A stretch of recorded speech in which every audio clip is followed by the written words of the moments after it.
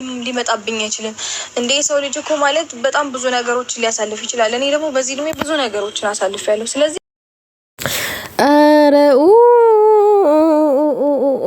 ሩታ ገና ዛሬ ቀይ መስመር ስተሻል። የምር በጣም የማይሆን ውሳኔ ነው የወሰንሽው። በእርግጥ ይሆናል፣ የማይሆን ነገር የለም በዚህ ምድር ላይ ሁሉም ይሆናል፣ ብርቱ ጠንካራ ከሆንን ማለት ነው።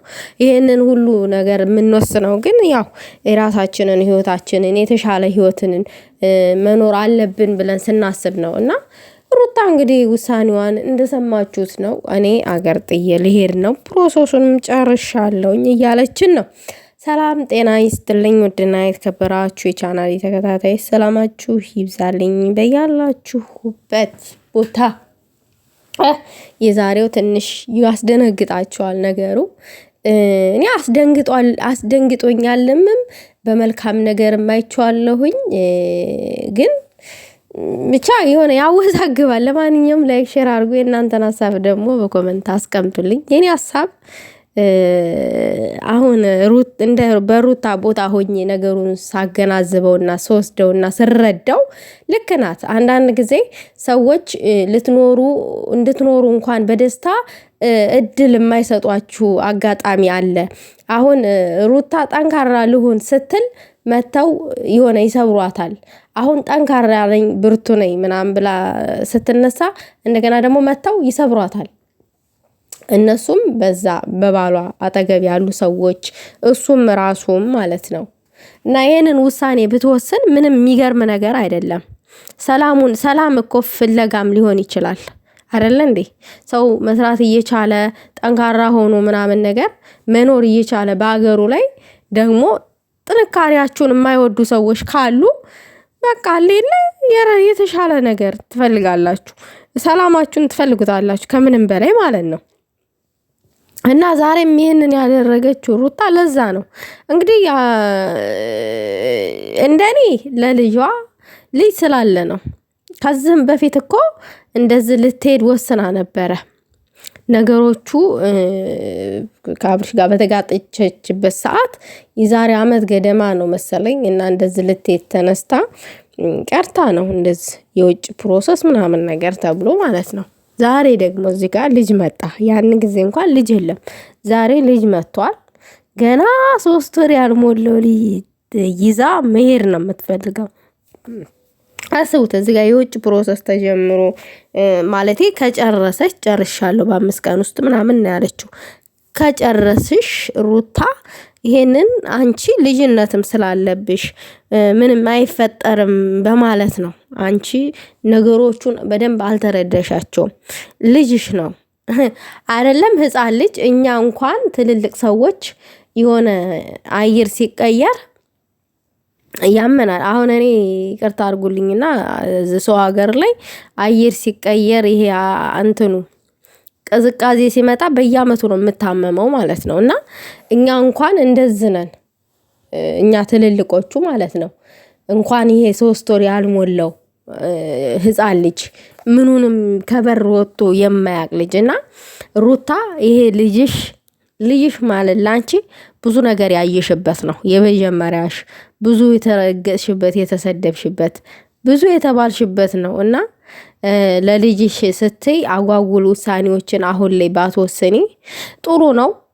በእርግጥ እንደኔ ደስ ብሎኛል። ግን ደግሞ ከማንንምና ከምንም በላይ ዋጋ ለከፈልሽለት ልጅሽ ስትይ በአሁኑ ሰዓት ይህንን ነገር ባታደርጊው እንደኔ ጥሩ ነው። ምክንያቱም እህትሽም ብላለች። እህትሽም እንዴት ነው ይህ 3 ወር ያልሞላው ልጅ ከዚህ ከበር ወጥቶ የማያቅ አይችልም አየሩ ሲቀየርበት ምናምን ነገር ብላለች። ልክ ናት። እንኳን እሱ ትልልቅ ሰውም አይችልም አየር ሲቀየርብን ማለት ነው። እና ይሄ ራሱ ትክክለኛ ድምጽ አይደለም። እኔ ታምሜ ነው እንደዚህ የምንኮራኮረው፣ እንደተበላሸ ሬዲዮ የምንኮራኮረው ስላመመኝ ነው። ጉሮሬን ዘጋግቶኝ ነው ትላላችሁ። የምሬን ነው። እና ሩታዬ ብትረጋጊ ቢያንስ ልጅሽ 1-2 አመት እስከሚሆነው ድረስ ብትጠብቂ ጥሩ ነው። ምክንያቱም ጠንካራ ነሽ። እስከ ዛሬ ካሳለፍሽው አይበልጥብሽም።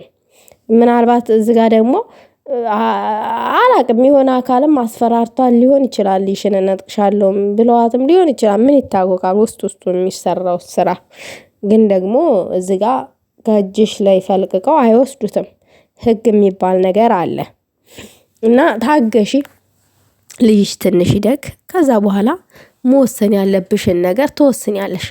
ከዛ ልጅሽ ትንሽ ነፍስ ሲያቅ 2 አመት 3 አመት ሲሆነው ከዛ በኋላ ወስኝ። አሁን የወሰንሽው ውሳኔ ከቤተሰብ ጋር ሳታማክሪ ቤተሰብ እህትሽን እንኳን አማክርሻት ቢሆን እንደ ሀሳብ ታግዝሽ ነበር በሀሳብ አይደለ? አሁን ቤተሰብ ያላመከርሽበት ነገር በራስሽ የወሰንሽው ውሳኔ ብዙ ወጪ ላይ ነው የጣለሽ እና ተሳስተሻል ሩታ። ቆም ብለሽ በድጋሚ አስቢበት። ይሄ ዝም ብለሽ ድንገት የምትወሰኒበት ነገር አይደለም። ይሄን ሀሳብ ይሄ ነው እውነት። በእርግጥ ከፍቷት ይሆናል እኮ ብቸኝነት ተሰምቷት ሊሆን ይችላል። ማን ያውቃል የውስጧን።